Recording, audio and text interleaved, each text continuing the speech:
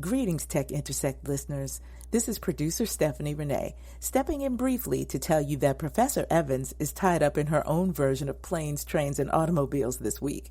So we're sharing this replay of episode 64, featuring the co-founders of the one-off CryptOART platform, Herman Marigny and Brandon Bailey. Here at the start of Black History Month is a wonderful time to think about how you can better support our keepers of the culture, financially and promotionally. And we'll be back next week with another original episode. Take care.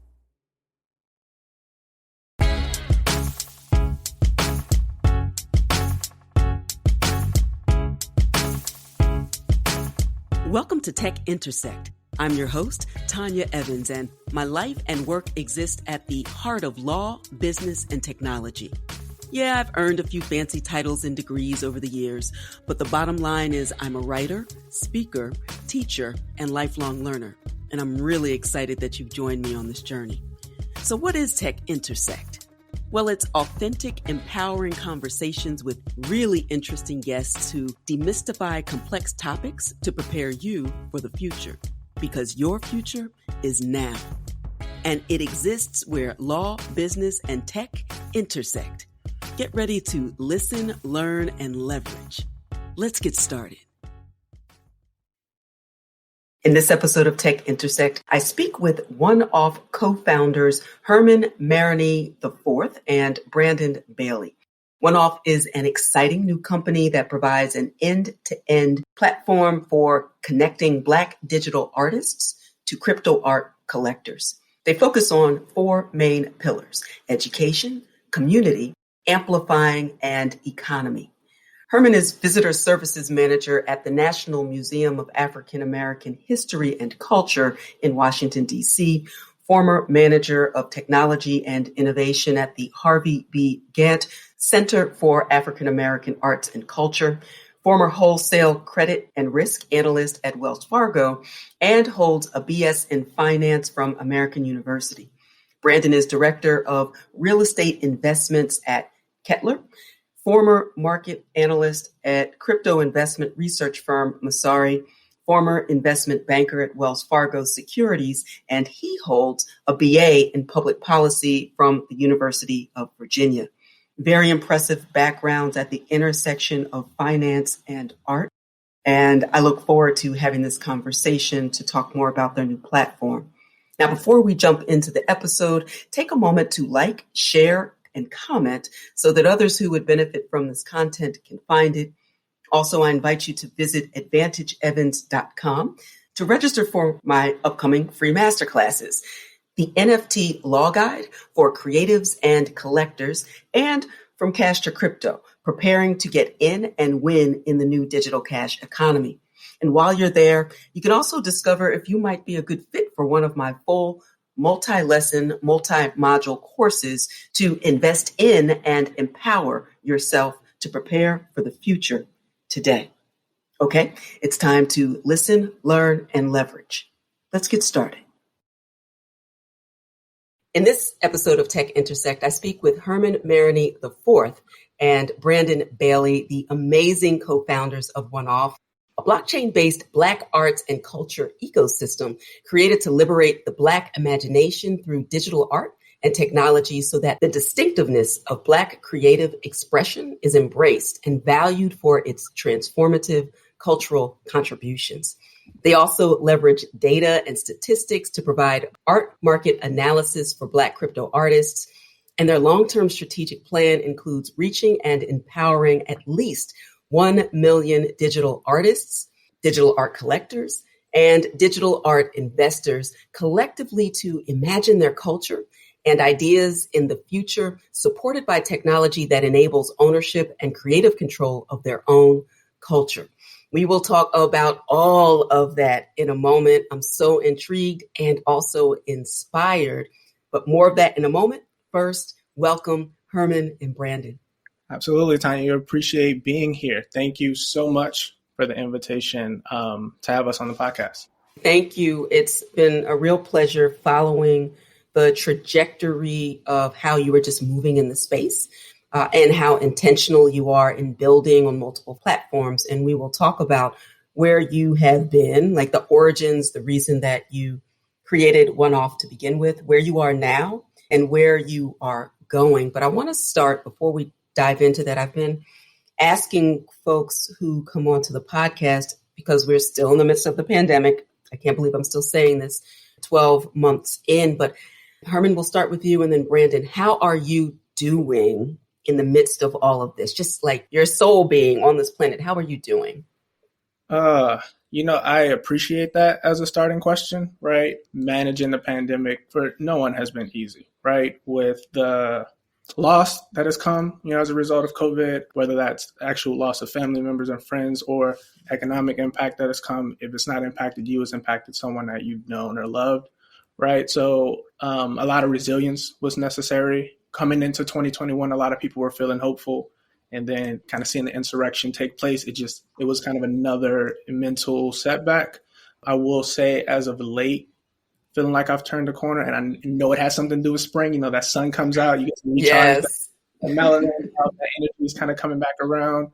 But then also seeing the excitement kind of unfold in this space, seeing more people become aware of the opportunities that NFTs are presenting. Mm-hmm. It's been exciting. It's been inspiring more than anything. And that inspiration has definitely helped me maintain the sense of groundedness. Yes, that little daylight savings time. We may have lost an hour, but we gained some energy. The sun is energizing. And so thank you for sharing that. Brandon, how are you? I'm doing okay. These COVID times have, like Herman said, definitely presented some challenges. 2020 was definitely a tough year. I personally lost a family member, and so did my girlfriend. So it was definitely a tough year. Mm-hmm. We've just been trying to take it day by day.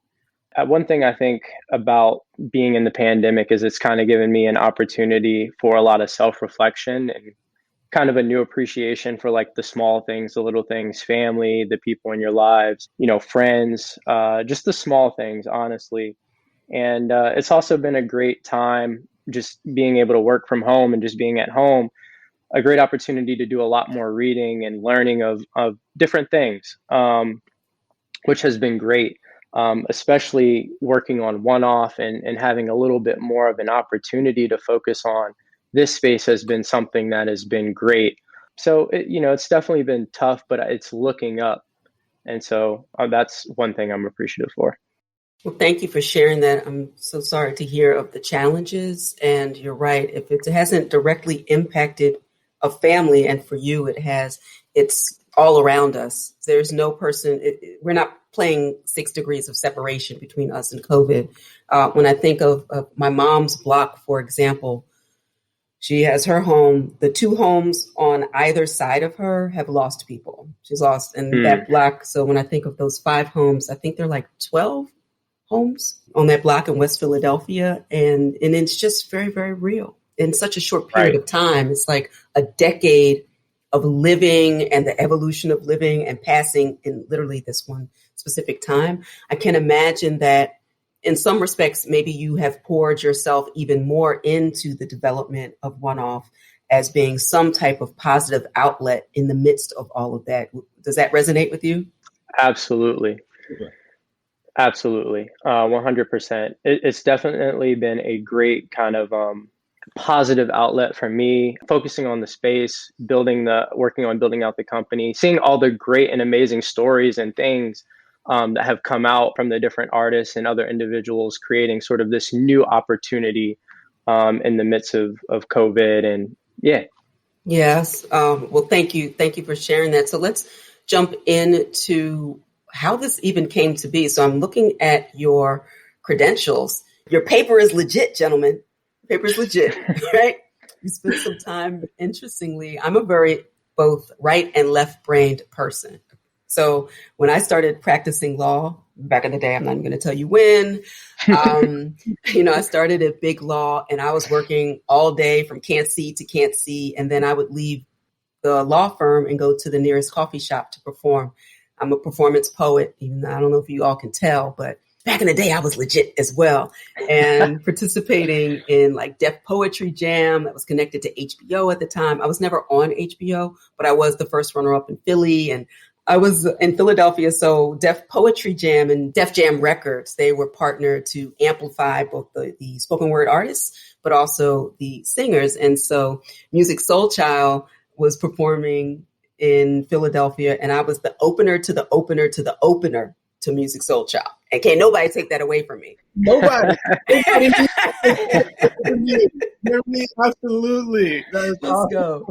Right. So I definitely understand. And I think early in my career, even though technically I started the early part of my law practice in trust and estates work for high net worth individuals, I was so connected to creators that they trusted me. And my mom's a patent attorney, so I kind of had a leg up in terms of intellectual property. They trusted me to understand the vision that like they're literally giving birth to something and the respect that is required on the creative side. But very quickly, and particularly in this space of non-fungible tokens, we have to take off our creative cap and put on our business and legal hats. And I see a lot of finance and business in your backgrounds. So talk to me about your backgrounds that laid the foundation for you to enter the crypto space and more specifically the crypto art space. We'll start, Herman, with you. Yeah. First off, kudos to that backstory from you. That is amazing. People who can traverse, the space between technical analysis and creative expression, right? That is being able to kind of communicate effectively across those lines. I've learned recently that is extremely valuable, right? For me personally, all of this kind of started back in undergrad. That's actually where Brandon and I met. We didn't attend the same university, but we were a part of the same program. A program called MLT, Management Leadership for Tomorrow. And it has the very specific intention of recruiting Black and Brown youth and preparing them, kind of grooming them for C-suite level leadership jobs, right? And so it's a pipeline program that kind of goes the distance. It starts as young as high school and takes you all the way to the executive suite of a Fortune 500 company, right? So in that vein of kind of being ambitious, that is the context with which me and Brandon met, right? We were both finance majors. So I was at American University studying finance, and that is where I first came across the conversations around blockchain. The DeFi space was alive and well. Legislation at the time was kind of being passed to legitimize Bitcoin. And that was on the radars of my my finance professors, right? That was my focus. I went in very tunnel vision in undergrad. I had a goal to go in and have my full-time job offer before I graduated, right? Very focused. And so much laser focused, in fact, that I fought off the idea of general electives because I was assigned to take an art general elective. And I eventually ended up taking this class. It was called the African American Experience in Performing Arts. And it absolutely changed my life. Professor Sybil Williams taught me Black history through the lens of theater. And that was the first time I had ever had that much historical context. Told in a very passionate and eloquent way. And it made me appreciate the ability for art to really communicate that message. So much so that I didn't change my major, but I took a job on campus museum. So I was at the front desk of the museum just to kind of be close to that way. It felt familiar. It felt like a second home for me. My business school was my first home, and then the museum was my second home. And that led to an eventual transition that I would make kind of later in my career. But I want to kind of pause it right there, let Brandon hop in. Yeah, definitely. I would say my first job out of college, I worked in investment banking as an analyst in the financial institutions group. And so kind of through that experience, working at a bank, getting a thorough understanding of kind of finance, banking, deal making, how to think about macroeconomics, microeconomics, what kind of drives stock market, money, a lot of those different concepts, right, that are often talked about when you think about cryptocurrency and sort of how does that fit and like how does this new monetary system kind of fit into the context of what currently exists. So that job really helped just give me sort of the ability to think more deeply about some of these concepts. And then Herman was actually the first person that ever introduced me to cryptocurrency. And that was around 2016, where he sent me the Bitcoin white paper. And I remember he was telling me about, there's this digital currency, how interesting it is, and like decentralized money. And, at the time, it was really hard to, just wrap, like for anyone, it's really hard to wrap your mind kind of around that concept and what it means. And I remember reading the white paper and I was like, I don't fully understand what any of this means, but it sounds really interesting. And I kind of want to learn more and check it out. And so, that's Herman is the one that kind of got me started going down that rabbit hole. And, ever since kind of taking that initial first step, I kind of stuck with it in my own journey. Mm-hmm. And so in 2017, I got really, really involved into the scene. I was attending meetups, kind of that whole thing. I even ended up starting a small company with just some other cryptocurrency enthusiasts about mm-hmm. like the educating people about this opportunity and what it means, especially for the Black community, because I felt like it was such a huge opportunity, something that was revolutionary, and just wanted to spread the word, right? I mean, it's sort of the same thing with NFTs. Like once you kind of see the vision for what this can become, what it means, the first thing you want to do is start that education process and kind of getting that word of mouth out there to the broader community. And so I had really kind of went down that rabbit hole, focused just more specifically on cryptocurrencies themselves. And mm-hmm. I was there for CryptoKitties. I remember the whole thing, which was kind of like, the first ever NFT project, which, it was crazy to thinking about that now and seeing how that space has kind of progressed. But for me, art was not something that I had a huge experience around. So Herman definitely had kind of brought me into that fold. And as I've been digging deeper into NFTs, I've been learning more and more about the art space. Digital goods specifically, I understood it more from the context of like playing video games, right. So I understand like the value of skins and these kind of digital goods and everything that was happening in things like Fortnite. And I remember playing old games back in the day, like RuneScape, and there were markets for these digital goods back then. There wasn't cryptocurrency, but right. on eBay, there were huge markets where people were making a living off of buying and selling these digital goods that they earned in game. And so when Herman was telling me about NFTs and kind of what this could mean for artists and the opportunity, I was able to kind of make the connection for myself, mm-hmm. Just from that experience. And then from there, for me, it's just been kind of putting the finance combined with this opportunity in art, kind of putting the two together. And it's just been an incredible journey between, just being able to blend the two. Yeah, I'm glad that you mentioned gaming. Gaming, when I think of new technologies and how they break and who participates early on, there are a couple of different industries that are usually at the forefront of new technologies. And gaming is certainly one of them. I wrote this article, a law review article. It was ahead of its time, but now it's popping because I was booed off the stages in the legal academy in some sense, because people were really challenging the technology and they couldn't get past their questions about the technology to see the power and the potential. And we were very much in 2017, 2018, buried in white papers, right? With mm-hmm. the things that might come. But isn't that the way innovation always works? That there are a lot of ideas and people are failing forward and things settle down into something that makes sense. But part of that paper, it's titled CryptoKitties, Cryptography and Copyright. So I was focusing on how the technology might be leveraged in order to solve some problems in the copyright space using CryptoKitties as the example, but it really wasn't about CryptoKitties, right? It's just about the power and the potential of the gaming aspect. And I never quite understood the gaming part of CryptoKitties.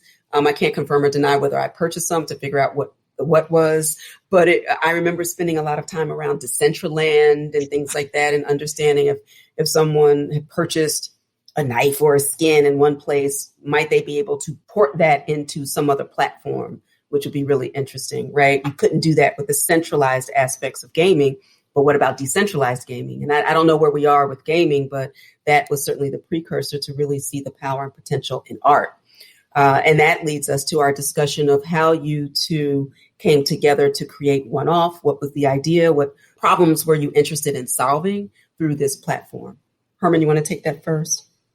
Yeah, absolutely. I think that you started to get at something that I learned to love in my job and my career path. So when you are on the cusp of something extremely innovative and how unfamiliar that can be, and a natural human response is we don't like unfamiliar, right?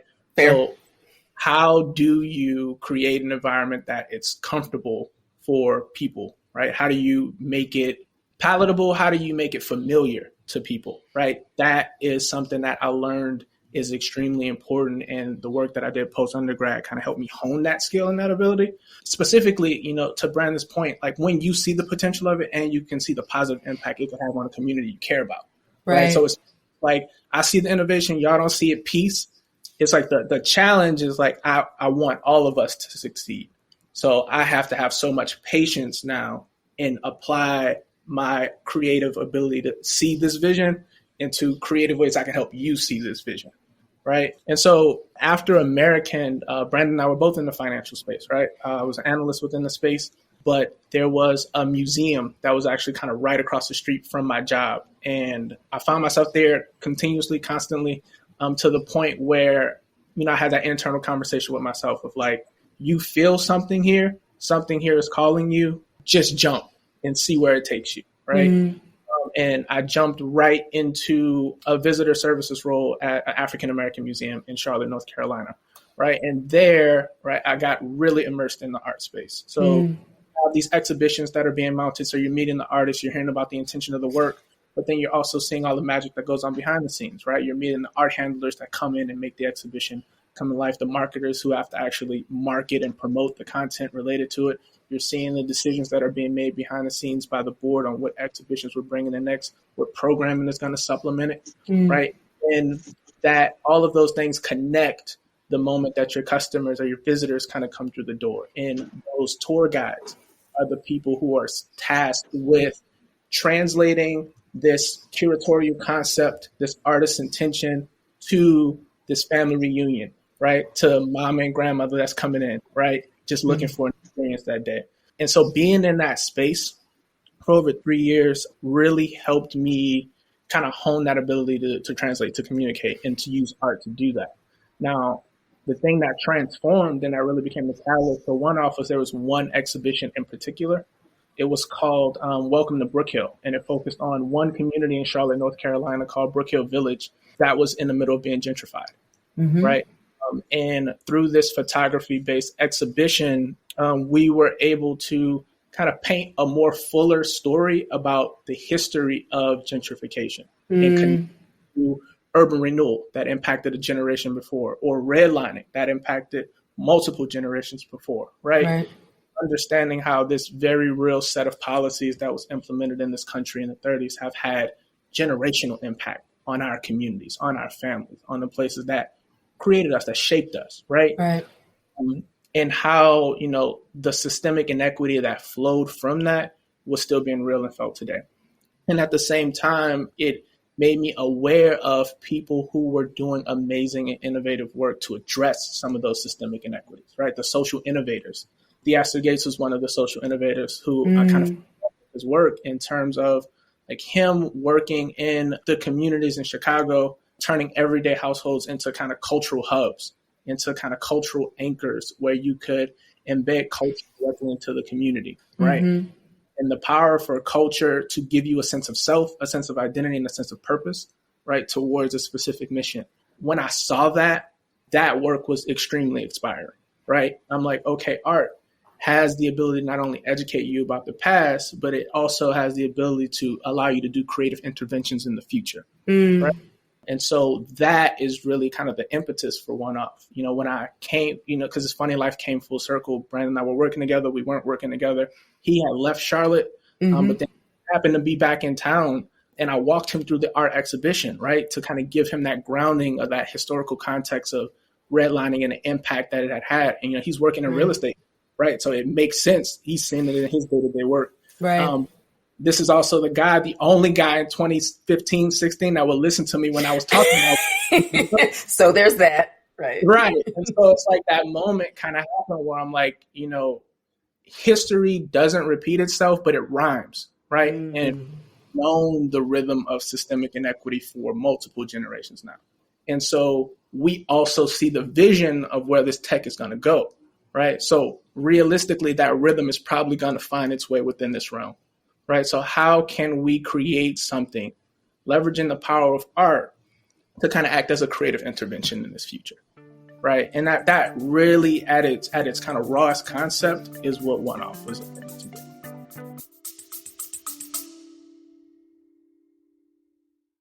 You love listening to podcasts, but have you ever thought about starting your own podcast? Maybe you want to build a brand, grow your business, or are looking for an excuse to talk about your favorite hobby. Whatever your reason for making a podcast, Buzzsprout is the place to start. Since 2009, Buzzsprout has helped over 300,000 people launch their own podcasts. Buzzsprout walks you step by step through the whole process and will give you powerful tools to start, grow, and monetize your podcast. Ready to get started? Click the link in the show notes to get our free step-by-step guide to starting your podcast today.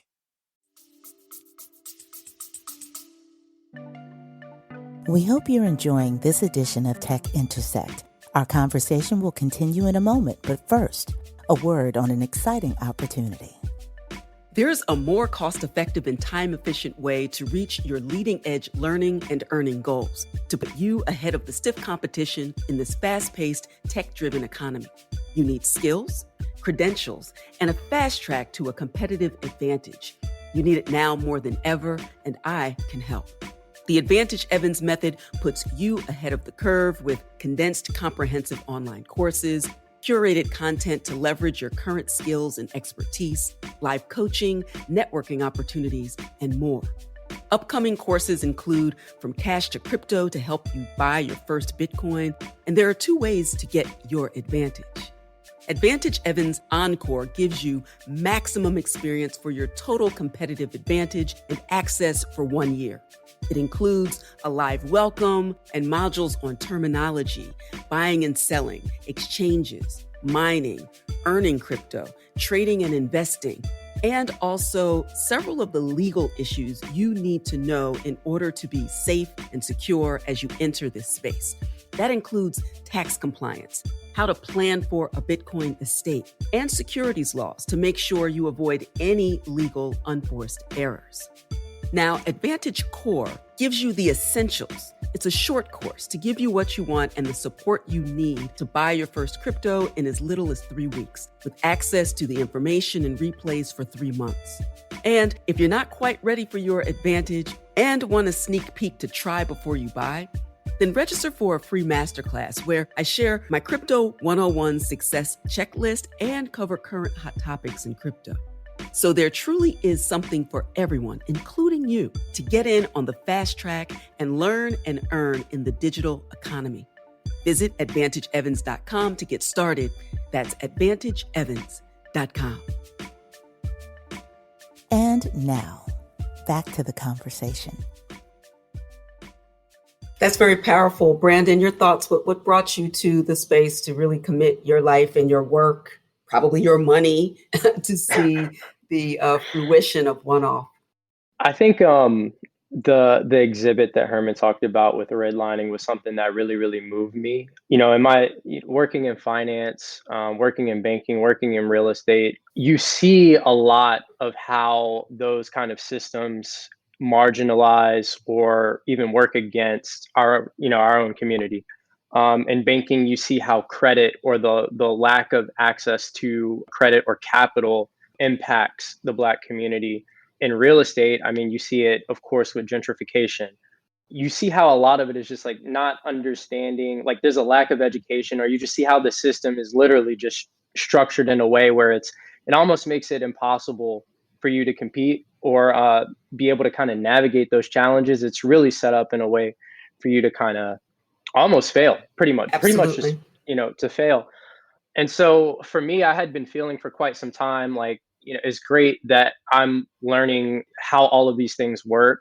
I feel like I can understand how to sort of navigate these different things and challenges, but that's me. What about my family? What about everyone else? What about my community, my friends, everyone else that I know? And so for some time, I had been struggling with thinking through what are some ways that I can take my understanding and my knowledge of these things, and how can I use it to actually make a real change or a real difference? Mm-hmm. And that was also one of the reasons that really got me excited about cryptocurrency is It's this alternative financial system that is more inclusive, that provides more access and opportunity, which was another reason why I was so passionate about it there, and what really, kind of inspired me. And so when Herman talked about this opportunity with NFTs and just thinking about the value of Black creativity, Yes. Black creativity just in and of itself being probably the most undervalued asset when you think about Black creativity's influence on our everyday lives. You see it everywhere. You think about everything that's cool, what's Right. hot, what's popular, what's trendy, like that's all coming from Black creatives. And when you look at the data about, how much money are Black creatives actually earning from what they're creating, for what they're producing, their cultural contributions to society, it's a huge injustice. It makes absolutely no sense. And then you couple that with the appropriation that's occurring. Right. So I saw, the NFTs as this opportunity, especially when you think about the opportunity to earn royalties and what that could mean for wealth generation into perpetuity for the estate, et cetera. Right. I really saw it as this opportunity to take my understanding of cryptocurrency and some of these other things and combine it and really push it in this space with NFTs and to hopefully make a change, hopefully do something to give back to the community, help enlighten the community, and really try to make a difference. That's really powerful. And it's the reason that I'm doing the work that I'm doing as well, because I think it was back in probably wasn't 2017, like 2018. I feel like that has to be, given the timing of everything. Jesse Williams from Grey's Anatomy won, I believe, an Emmy or some award. And that year he gave this epic speech about the misappropriation of Black genius. And he phrased it as gentrifying Black genius. So in the same way that our communities had been gentrified, what that looks like historically on the intellectual property side in general, certainly when I think of patents, probably in the trademark realm too, but focus mostly on patents and also copyrights, and what that translated into. And in what ways could I take a closer look at the technology and figure out how all the things that we complained about in the late 90s, early 2000s, when it's the peer-to-peer technology that we could make a perfect digital copy and send it to 1,000 of our non-friends and not extinguish the original.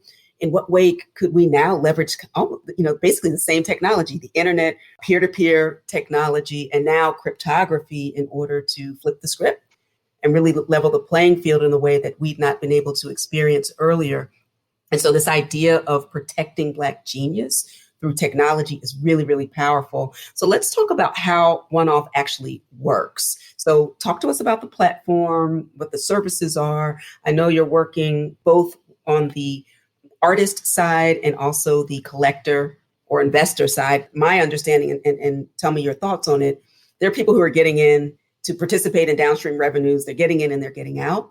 And then there are the purists, the collectors. Like I have a Romare beard. Well, I don't want to tell you where I live, but like a Romare beard may or may not be in this house, right? And so I'm delighted to have it forever, right? But there may have been someone who would purchase something and then flip it like real estate. And I don't have a particular judgment on it, but I have heard from creators that some prefer to have a relationship with their collectors over the long term. So there's like three things in one, but talk to me about how ONE-OFF works and what the services are. We'll start there. Herman. So Brandon and I will tag team this. On the website, we lay out the two different prongs that we have. I'll speak to the intention of creating a Black arts and culture ecosystem, right? So early off, I said my work in this arts and cultural space has taught me that artists are present in this community, collectors are present in this community, but then also curators are present, cultural institutions are present, right? It's a very clear what it looks like to have an artist in the NFT space, right?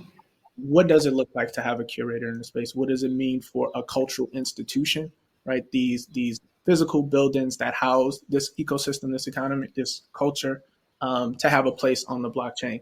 And so a lot of what we were trying to envision with the first exhibition was creating that space, right? And so on one very easy note that looks like creating onboarding educational resources for folks, right? We started with a very simple document for how to get started as an artist in the crypto space, right? And it was supposed to act as like an overall primer, what an NFT is, But then more importantly, what are the marketplaces? Where can you go to actually mint your NFT? And then more specifically, what are the fee breakdowns, right? What are the primary market fees that you're going to run into? And then what are the secondary market fees that you're going to run into? Because one of the things we know about the traditional art market is that you don't get to participate in your secondary market.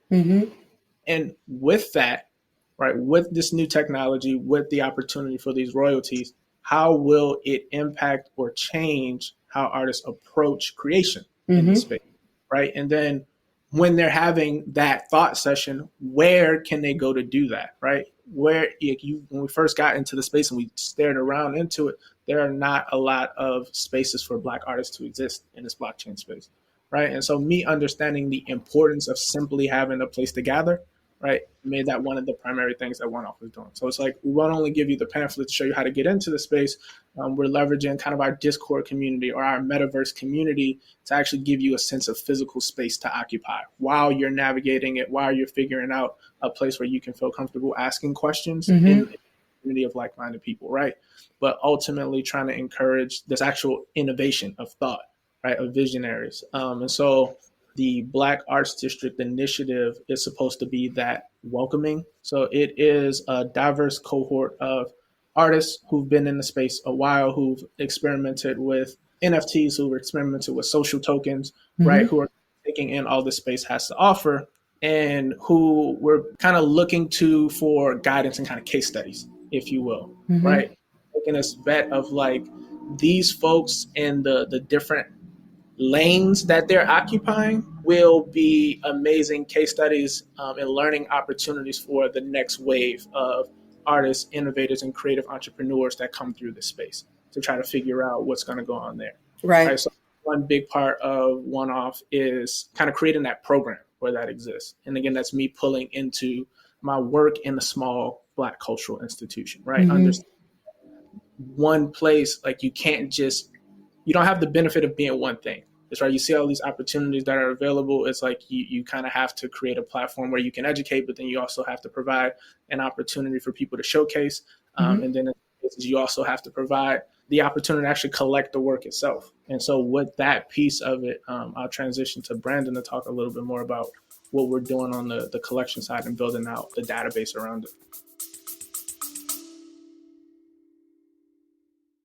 If you're an engineer or a scientist, you love Formula One, you love cycling, you love learning about how new technologies are changing the world around us, then I thought you may want to listen into my new podcast, the Neil Ashton Podcast.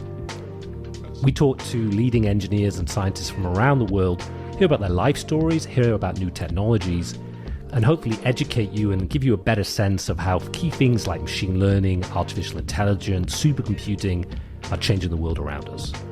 If that sounds like it's something you might like, you should come and have a listen. Yeah, so on the other side of the house, it's really focused on building out the ONE-OFF collection. So we're collectors ourselves in the space. So it's a focus on that. And then it's also about building out our research and analytics component, which will ultimately kind of tie into this larger marketplace that we're trying to build out to really help collectors and artists in the space kind of have a place that they can go to get general information about, to be able to discover who are the artists in the space, what does their market look like, just different things like that.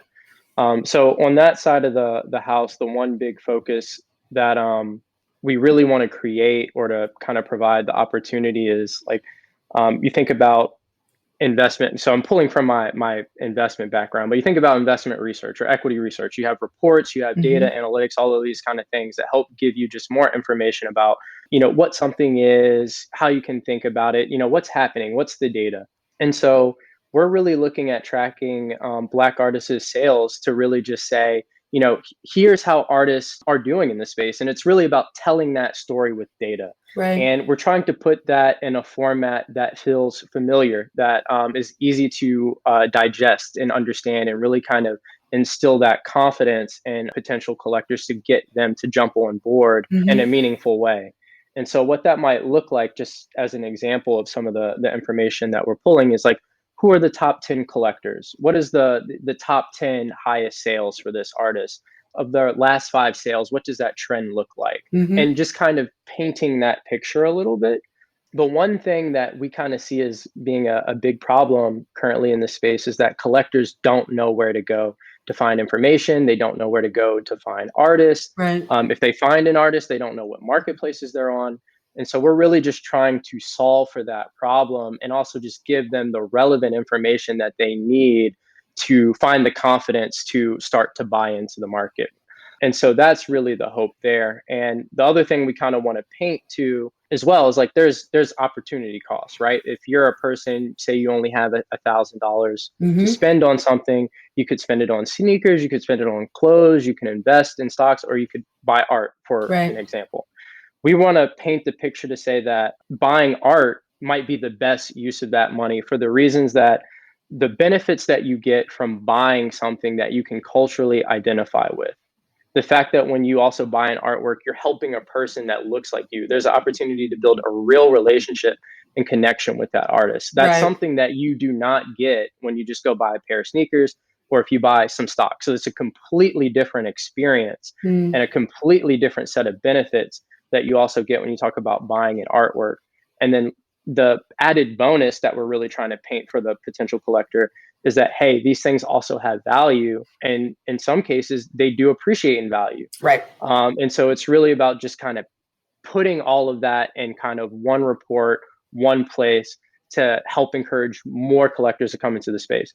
So that's the really, really big focus right now. And then as far as how we look at our own collection Mm-hmm. in terms of, flipping versus holding forever, I would say it's kind of a hybrid approach. I think the way that I look at it is we would love to be able to own 2 works of every artist that we potentially buy into.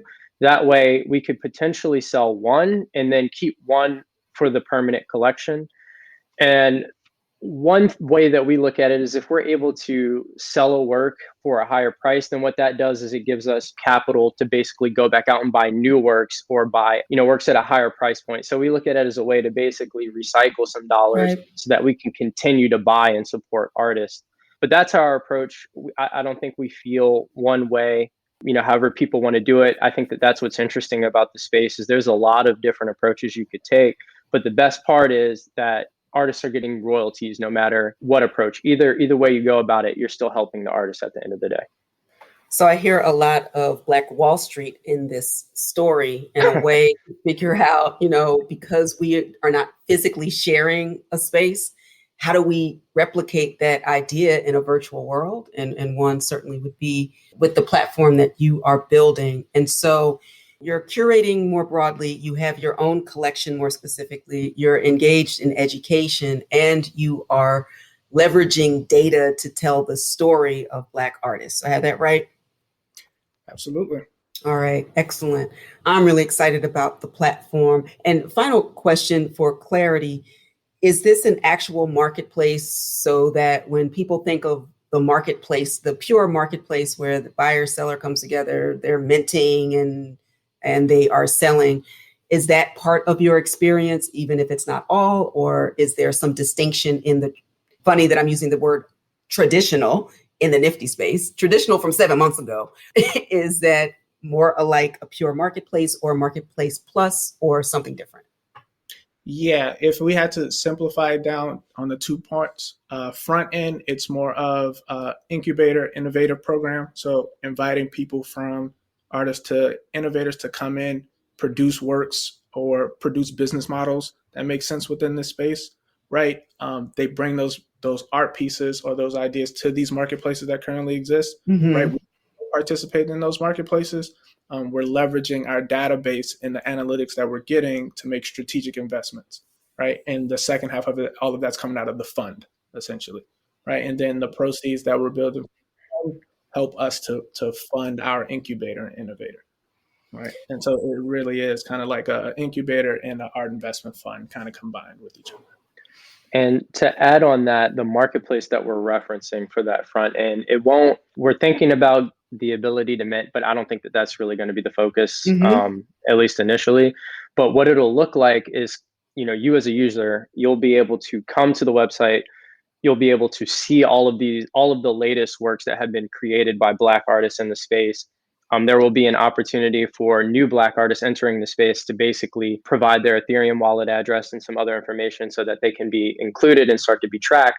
Right. But what we really want to be able to do is give you as a collector the ability to filter. So say, I want to see Black female artists that are selling work on maybe this marketplace under this price point, and really just try to provide a lot of specificity, but really provide that as a tool for collectors to be able to easily follow, identify works that might suit, what they're looking for, and make that easy and in one place. Perfect description. Thank you for that. And I think that is very, very clear and so incredibly valuable. It does not exist. And you are creating a model that is amplifying the excellence in the Black community that will ultimately serve a broader community, because Black art is art. Black art is essential. Black art throughout the diaspora needs recognition and needs to be heard and seen. And it is a driving force of culture in this country and around the world. Full stop. But I'm preaching to the converted, so I know you already know that. All right. I have kept you way too long, but this was so fascinating. And I wanted to make sure everybody learned and heard as much as possible on this episode. I will drop additional information in the show notes, but please let people know how they can connect with you and learn more about the platform and the trajectory of ONE-OFF. The website is a great place to start. It's xx1off.art. You can also follow us on social media on Instagram and Twitter. That is at xx1off.